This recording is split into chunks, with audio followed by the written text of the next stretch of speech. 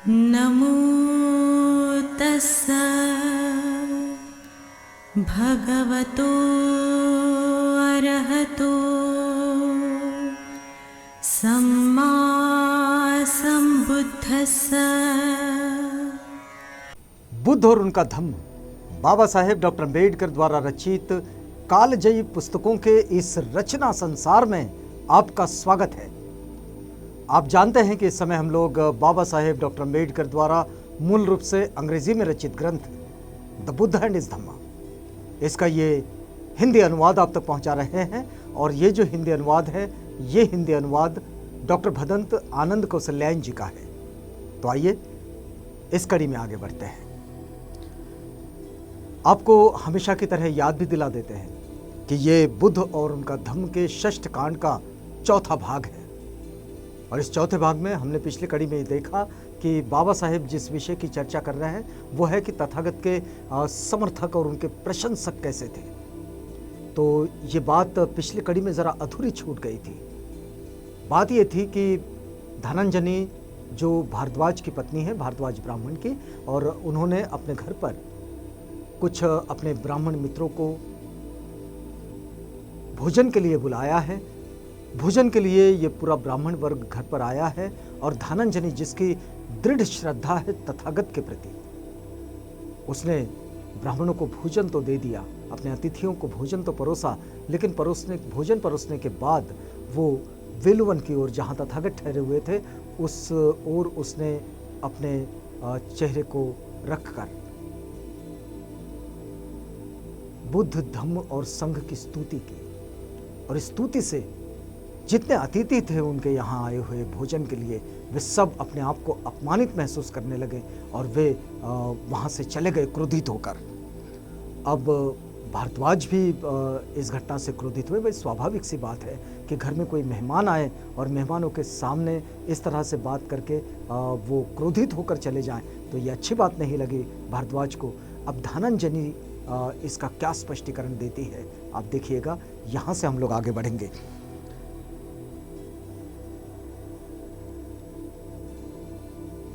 उसने फिर कहा, अब ये अतिथि तो सब चले गए, तो धनंजनी ने फिर कहा, भारद्वाज ब्राह्मण को भोजन कराते समय त्रिरत्न की स्तुति, बुद्ध को नमस्कार, धम्म को नमस्कार, संघ को नमस्कार। और उसके ऐसा कहने पर भारद्वाज ब्राह्मण बहुत क्रोधित हुआ और चिल्लाया, चंडालिनी कही कि हर समय उसे सिर मुंडे के गीत गाती रहती है। ए चंडालिनी, मैं तेरे गुरु को जाकर सबक सिखाता हूं। भारद्वाज बड़े क्रोधित हुए। उनको लगा कि भाई धनंजनी ने मेरे अतिथियों को अपमानित कर दिया, जब देखो तब उसकी स्तुति करते रहती है, मतलब तथागत की। तो अब जाता हूं और वो तेरे गुरु को सबक सिखाता हूं। अब ऐसा कहने पर भारद्वाज ब्राह्मण बहुत क्रोधित हुआ।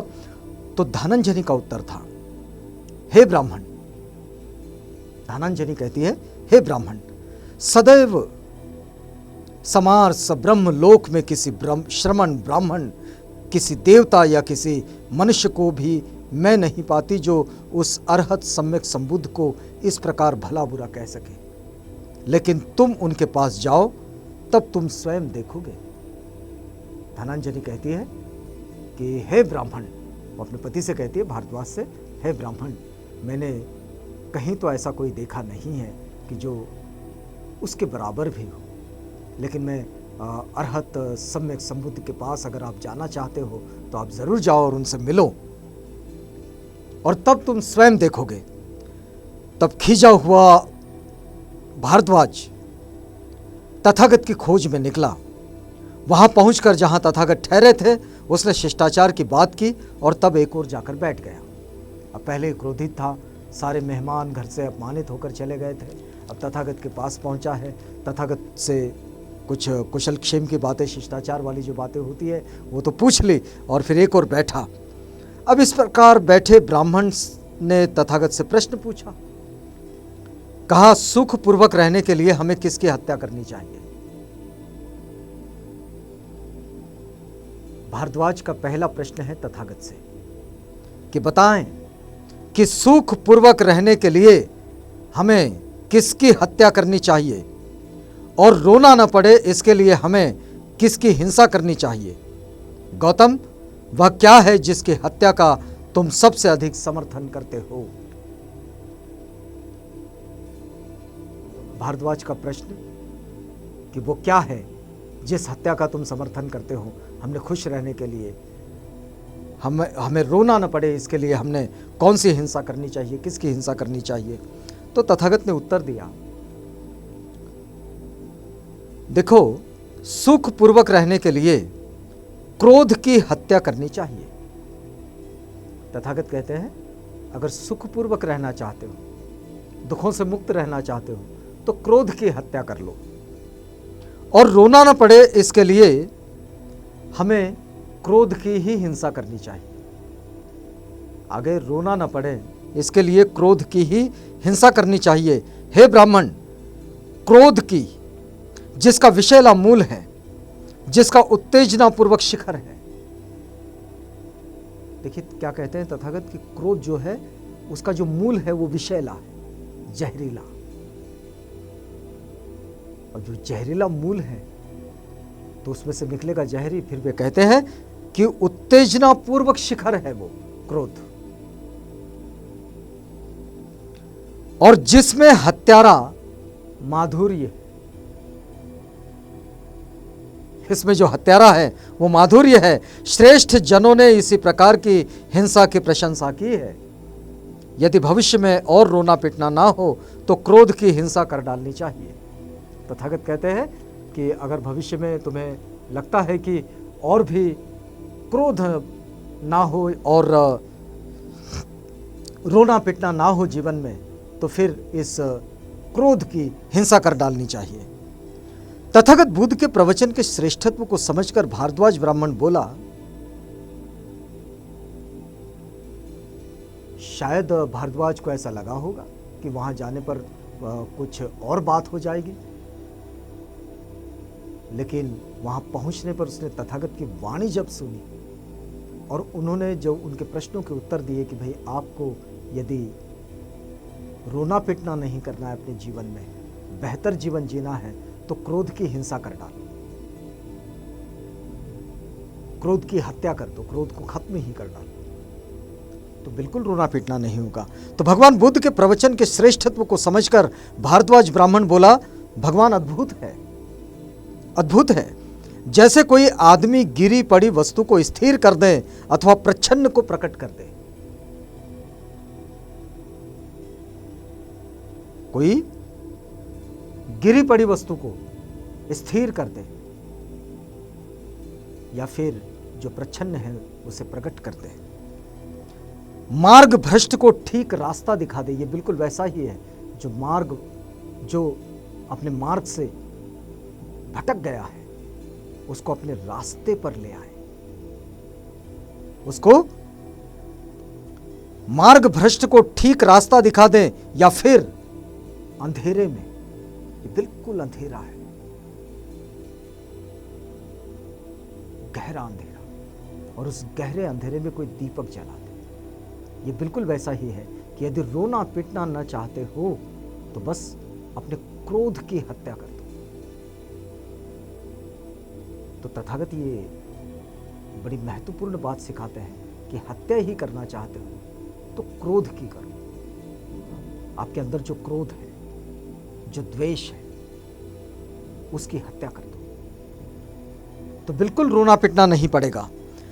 अंधेरे में प्रदीप प्रज्वलित कर दें ताकि आंख वाले बाहर की चीजें देख लें। आंखें होती है लेकिन अंधेरे में कुछ दिखाई नहीं देता, तो अंधेरे में किसी रोशनी की तरह खड़े हो जाना। तथागत बिल्कुल वैसे ही कह रहे हैं। भारद्वाज कहते हैं तथागत से कि आपने तो बिल्कुल वही बात कही कि बिल्कुल अंधेरे में जैसे प्रदीप प्रज्वलित हो गया हो। इस प्रकार तथागत बुद्ध ने नाना प्रकार से अपना सद्धर्म प्रकट कर दिया है। भगवान, मैं बुद्ध धम्म तथा संघ की शरण ग्रहण करता हूं। भारद्वाज कहते हैं कि मैं बुद्ध धम्म तथा संघ की शरण ग्रहण करता हूँ।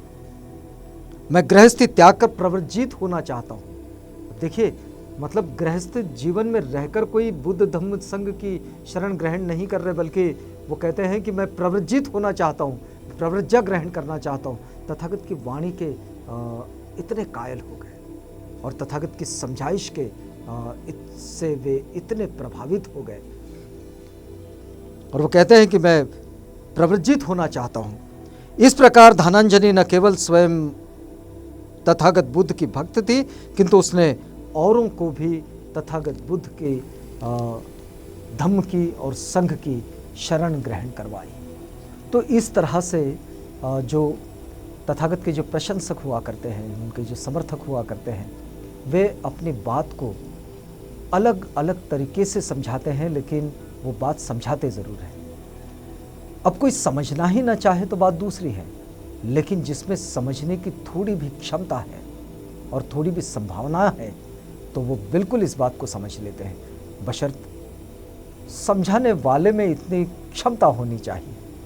तो इस तरह से यहाँ इस समय बाबा साहेब उस बात को कह रहे हैं कि जो समर्थक और प्रशंसक थे तथागत के, वो किस तरह से उनका अपना आचरण था और किस तरह से वे तथागत की, उनके धम्म की और उनके संघ की बात लोगों तक स्वयं ही पहुंचाते थे। मतलब यहाँ दो प्रचारक थे, एक तो भिक्षु संघ के जो सदस्य थे, जिसमें भिक्षु थे, भिक्षुनियाँ थी और उपासक थे और उपासिकाएं भी थी, और ये सब मिलकर इस कार्य को आगे बढ़ाते थे। अब यहाँ हमें रुकना होगा, अगले अध्याय से आपको जोड़ेंगे, लेकिन अगली कड़ी में। तो तब तक के लिए हमें इजाज़त दीजिएगा।